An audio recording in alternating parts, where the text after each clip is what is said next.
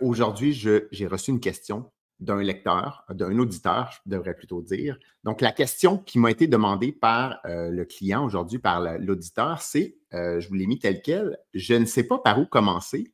J'ai un partenaire immobilier, donc je prends pour acquis, qui a fini de payer sa maison, donc pas de prêt sur sa maison, et qui en plus a des économies. J'ai aussi 275 000 d'équité sur mon condo et j'ai aussi des économies. Donc, on voit ici qu'il y a deux personnes qui ont une bonne position. Bref, je pense que nous avons une situation idéale, c'est le cas, je pense, et je veux bien débuter afin que les prochaines transactions se déroulent parfaitement. Merci de m'aider. Donc, j'ai une question pour vous. Donc, on a ici des gens qui ont de l'équité sur des propriétés. Un qui a 100 d'équité sur sa propriété parce qu'il n'y a pas de dette. L'autre, je n'ai pas les informations. Je ne sais pas combien vaut ce condo, je ne sais pas combien il lui reste de dette. Donc, je vais faire une petite démonstration dans quelques minutes à partir de la personne là, qui a 100 d'équité sur sa propriété pour expliquer le concept donc d'effet de levier et de refinancement. Je serais curieux de savoir, ceux qui m'écoutent en rediffusion ou en direct sur les différentes plateformes, est-ce que vous connaissez des gens dans votre entourage, dans votre famille, des amis, un conjoint, un frère, un père, un oncle ou des amis qui ont une propriété, une maison, un condo, un chalet libre de dette, donc complètement payé depuis peu ou depuis longtemps et qui ne savent pas quoi faire avec ça ou qui peut-être qui ne connaissent pas le pouvoir qu'ils détiennent entre leurs mains en détenant cette propriété-là libre de dette. Donc, laissez-moi le savoir dans les commentaires. Je serais curieux de savoir si vous connaissez quelqu'un qui a une maison libre de dette. Donc, faites juste marquer oui ou non dans les commentaires pour voir un peu qu'est-ce que les gens vont dire. Même ceux qui l'écoutent après coup, vous pouvez le faire directement. Donc, pour ceux qui ne me connaissent pas, mon nom est Steve Forget. Donc, je suis investisseur immobilier depuis 15 ans dans le secteur résidentiel et un peu dans le secteur commercial. Et j'aide les investisseurs immobiliers qui ont de la difficulté à se lancer, qui ont peur de se tromper, à faire leur première transaction ou à faire croître leur parc immobilier locatif. Donc, moi, j'ai commencé il y a 15 ans par un quadruplex proprio-occupant. On avait vendu, avec mon ex, on avait vendu notre condo qu'on possédait à l'époque, puis on a acheté un quadruplex ensemble. Je me suis retrouvé toute seule assez rapidement là-dedans. Et 2 ans plus tard, un 5 logements. Puis beaucoup avec ce qu'on va voir aujourd'hui, donc avec l'effet de levier et le concept du refinancement.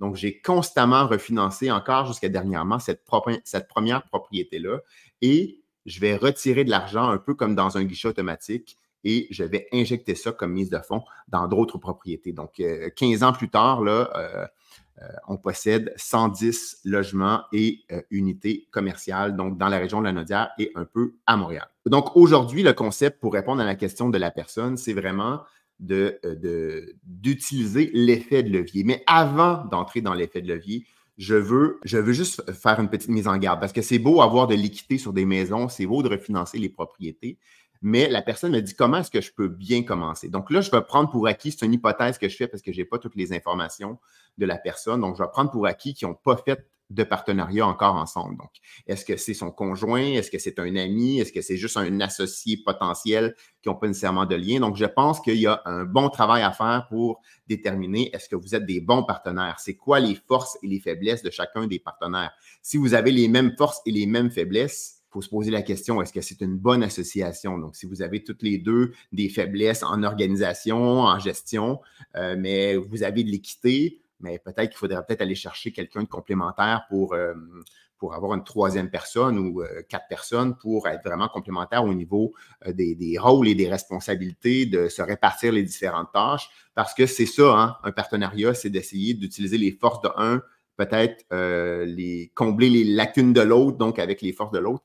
Donc, je pense que c'est extrêmement important que vous déterminiez ça. C'est quoi vos objectifs communs? Est-ce qu'il y en a un qui veut juste faire un coup d'argent rapidement puis revendre? Est-ce qu'il y en a les autres? Est-ce que c'est pour 10 ans, 15 ans, 20 ans? Donc, c'est quoi vos objectifs, vos visions communes par rapport à l'immobilier? S'il y en a un, lui, qui veut faire des rénovictions, mais que l'autre est hyper mal à l'aise avec ça, c'est peut-être pas le bon partenariat parce que vous n'allez pas bien vous entendre. Donc, autre que l'élément purement financier, là, il y a beaucoup d'éléments à analyser. Donc, aujourd'hui, je ne veux pas parler de tous ces éléments-là. Je veux vraiment prendre le cas purement financier et parler de l'effet de levier avec 2 maisons sur lesquelles on a de l'équité. Et là, je me suis inventé un petit cas, là, juste avant d'entrer en ondes, j'ai fait un petit dessin. Donc, prenons pour acquis que la personne habite dans ma ville, tiens, dans la ville de Joliette. Maintenant, là, un bungalow bien ordinaire, va se vendre un peu plus que 400 000. Donc, j'ai pris pour acquis un bungalow de 450 000 $. La personne, elle n'a pas d'équité, par exemple, depuis quelques années. Je prends pour acquis, c'est une personne qui est encore en milieu de travail, donc il y a encore un revenu. Peut-être que c'est un couple, peut-être que c'est une personne toute seule. Donc, il y a encore un bon revenu, mais il n'y a juste pas d'équité sur sa propriété. Donc, il y a un prêt de zéro, c'est-à-dire que son équité totale sur la maison, donc la différence entre la valeur et la dette, ben, elle est de 450 000. Moi, j'ai des yeux ronds, gros, que déjà que j'ai des gros yeux, donc je viens les yeux ronds quand je vois que les gens ont de l'équité et qu'ils ne l'utilisent pas, souvent par méconnaissance. Donc, on lui explique le concept du refinancement. Donc, cette personne-là pourrait, et là, je prends un cas extrême où elle refinance au maximum sa propriété. Donc, elle a une propriété de 450 000 et elle va remonter la dette jusqu'à 80 de 450 000. Donc, 80 de 450 000, ça veut dire un prêt maximum autorisé sur cette maison-là de 360 000 $. Et on doit laisser un 90 000 $ en équité. Donc, ça, c'est l'équivalent du 20 %. C'est sûr que la personne, dépendamment de son âge, peut-être qu'elle est rendue à 55 ans, elle ne veut pas trop se rendre. Elle n'est pas obligée de remonter à 80 %. Okay? Donc là, je prends vraiment le cas extrême où la personne, elle est à l'aise de remonter ça à 80 %. Avec le 360 000 $ de nouvelles dettes, hein, puis là, il y a deux possibilités. Donc, c'est soit qu'on fait un refinancement où la banque va déposer 360 000 $ dans le compte de l'individu qui possède cette maison-là, et l'individu va devoir avoir des paiements mensuels, donc capital et intérêt, comme quand il a acheté sa maison. Donc, il recommence à faire des paiements à tous les mois, puis à faire baisser tranquillement son capital. La deuxième option, c'est vraiment de se faire mettre, et c'est ce que je recommande, là, je pense, de se faire mettre une marge de crédit hypothécaire de 360 000 sur la propriété ou moins, s'il le désire, parce qu'on ne sait pas quand est-ce qu'ils vont faire la transaction. Ils vont peut-être faire la transaction dans 2 mois, dans 3 mois, dans 1 an. Donc, pourquoi tout de suite avoir 360 000 dans le compte de banque et payer des intérêts sur ça quand on peut juste avoir une marge de crédit hypothécaire et on ne paie rien tant aussi longtemps qu'on ne l'utilise pas le montant au complet. Donc, moi, c'est l'option 2 que je préférerais, donc la marge de crédit hypothécaire.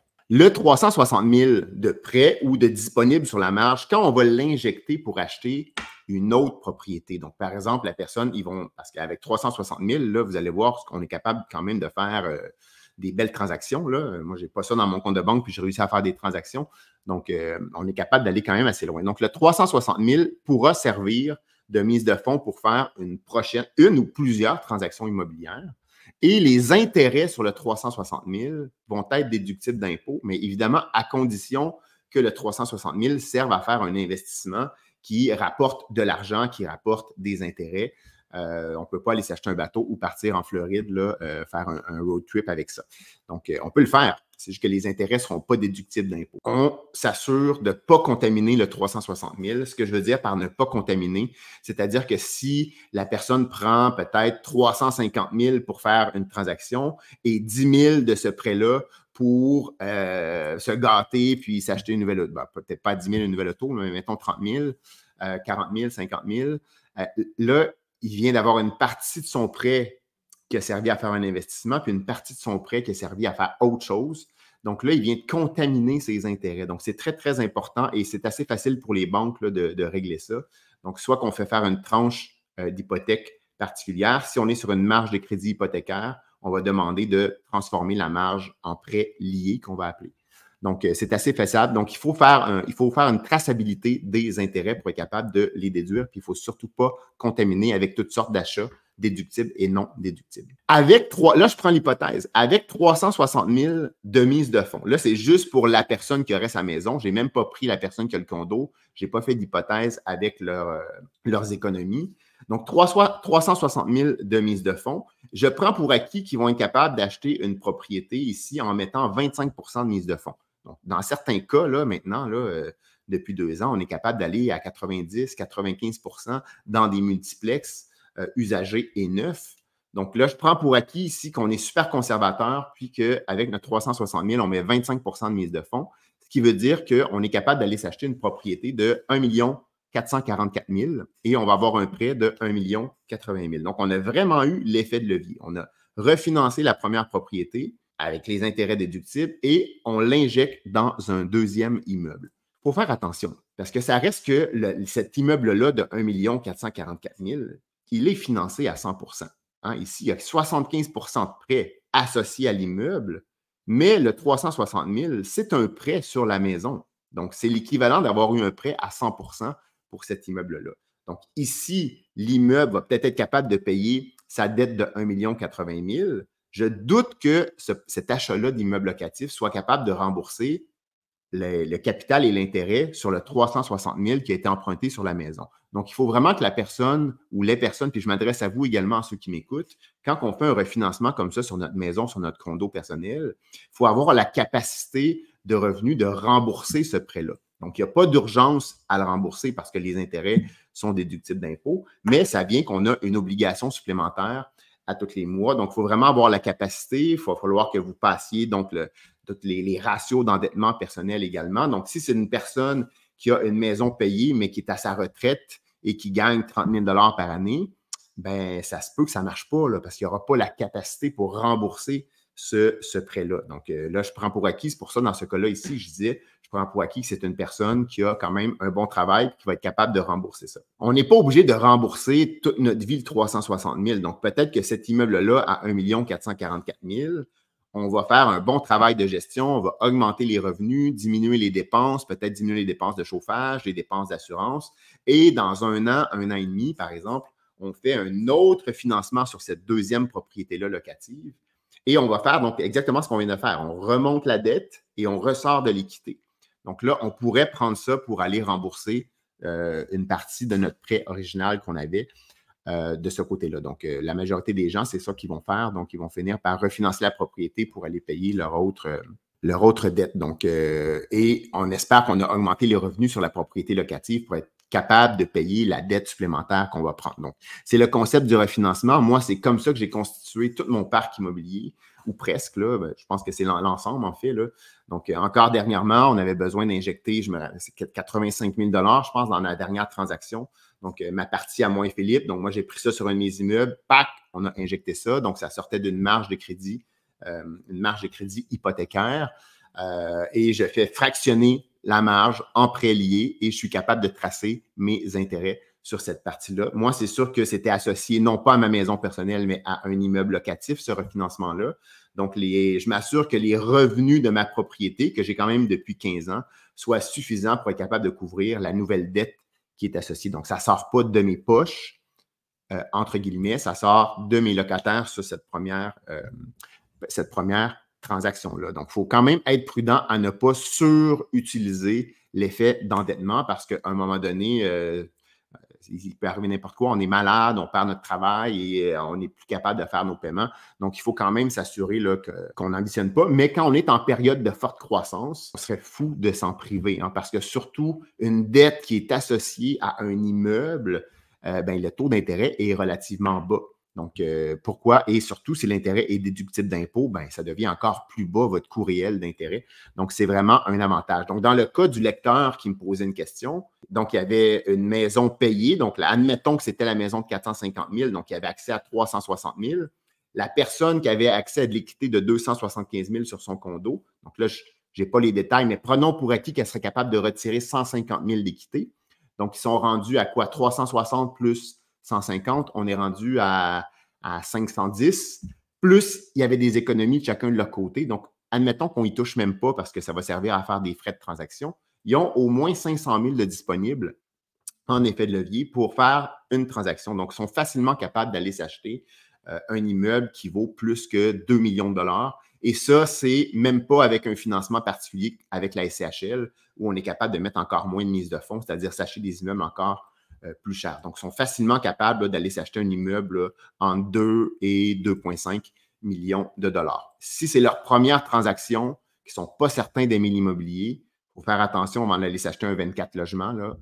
Donc, peut-être qu'on est mieux de commencer plus petit par un 5 ou un 6 logements, de tester nos compétences, voir comment le partenariat va fonctionner. Et après coup, si ça fonctionne, on utilise l'effet de levier excédentaire qu'on a pour faire une autre transaction. Donc, c'était une toute petite vidéo pour réexpliquer ce concept du refinancement. Je reçois beaucoup cette question-là. Si jamais vous aimeriez prendre un appel avec moi, j'ai appelé ça l'appel Liberté avec l'immobilier. vous avez juste à marquer dans le bas le mot « appel ». Donc, que vous soyez dans YouTube ou que vous soyez dans Facebook, marquez le mot « appel » puis je vais chatter avec vous. Je vais vous envoyer un petit lien pour réserver un appel avec moi. C'est un appel tout à fait gratuit dans lequel on discute pendant 45 à 60 minutes de vos besoins immobiliers. Est-ce que vous avez déjà des immeubles? Est-ce que vous avez déjà plusieurs immeubles? Est-ce que vous n'en avez pas, mais vous voulez vous lancer? Et l'objectif de cet appel-là, c'est de voir si on est un bon fit pour travailler ensemble et voir comment je pourrais vous aider en tant que coach et accompagnateur, donc dans un programme d'accompagnement de 8 mois, en fait. Donc, accompagné avec des formations. Donc, je vais voir si on a un fit pour travailler ensemble. Puis, si on n'est pas un fit, c'est bien correct. Et si on est un fit, on voit comment on peut vous accompagner dans les prochains mois. Donc, vous avez juste à marquer le mot « appel », ça va me faire plaisir. Donc, j'ai des plages qui sont ouvertes généralement sur une douzaine de jours là, à l'avance. J'essaie de ne pas dépasser 5 appels par semaine de mon côté. Donc, ça me ferait plaisir de vous avoir. Vous avez un petit formulaire à remplir également, un petit formulaire de mise en candidature suite à cette prise de rendez-vous-là pour voir là, déjà, c'est un pré-questionnaire que j'analyse pour confirmer cet appel-là. Donc, n'hésitez pas à marquer dans le bas le mot « appel » puis je vais vous envoyer le lien pour prendre rendez-vous avec moi. Donc, merci beaucoup pour ce court vidéo. Si jamais il y en a qui ont des questions, ça me fait plaisir de vous répondre maintenant. Donc, j'ai Mathieu. Ouais, donc les marges, Mathieu, ça l'a changé. Donc, il y a une partie maintenant du refinancement. Donc, quand il y a une partie de l'équité qui se libère sur les marges de crédit, donc quand une partie de la maison devient, tu rembourses une partie de ta maison à chaque mois avec ton capital, mais au lieu d'avoir accès tout de suite à 100% de la partie qui se libère sur ta marge de crédit, tu as accès à 65% du capital qui s'est libéré. Mais quand même, avec les mois qui vont passer, avec les années qui vont passer, ça devient quand même assez intéressant d'utiliser la marge de crédit hypothécaire. Puis, tant aussi longtemps qu'on ne change pas de banque, ça reste accessible. Moi, ça fait longtemps que je n'habite plus dans mon premier quadruplex. J'ai toujours accès, moi, à 80%, par exemple, de ça parce que ça fait longtemps que j'ai signé mon prêt, là, finalement. Même pour les nouveaux, j'encourage fortement là, à avoir cette marge de crédit hypothécaire. Là. Good. Écoutez, si je voulais juste faire une petite vidéo très courte, je vais essayer de refaire ça à tous les mardis midi. Donc, n'hésitez pas également, ceux qui n'ont pas écouté ma masterclass où je fais une démonstration de 40 minutes sur comment, avec seulement 3 achats à l'année 1, à l'année 5 et à l'année 10, donc 3 quadruplex achetés sur une période de 10 ans, comment à la fin de la 15e année, vous allez vous être constitué un patrimoine immobilier de 1 million de dollars en équité. Okay, donc, laissez-moi le savoir en commentaire, marquez le mot masterclass et je vais vous envoyer le lien. Le système va vous envoyer automatiquement cette vidéo-là de 40 minutes. Alexandra, tu dis comment est-ce qu'on peut avoir une marge hypothécaire sur un immeuble en compagnie? Ça ne fonctionne pas. Okay, donc, il y a peut-être des exceptions que je ne connais pas. Je n'ai pas fait affaire avec toutes les institutions financières.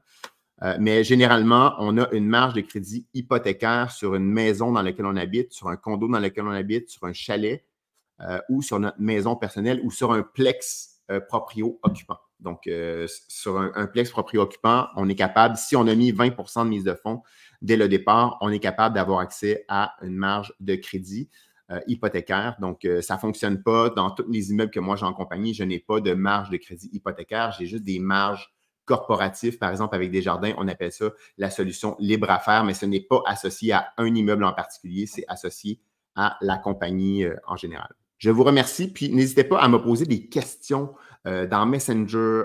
Ça m'inspire. Là, tantôt, je n'étais pas certain de quoi faire aujourd'hui et je suis retourné voir dans toute la liste des réponses que les gens m'avaient répondu dans les derniers jours lorsqu'ils s'inscrivent à mon groupe Facebook « L'immobilier, un levier vers l'indépendance financière ». Je suis retourné voir les réponses, puis ça m'a inspiré cette vidéo-là d'aujourd'hui. Donc, je vous souhaite une très bonne journée.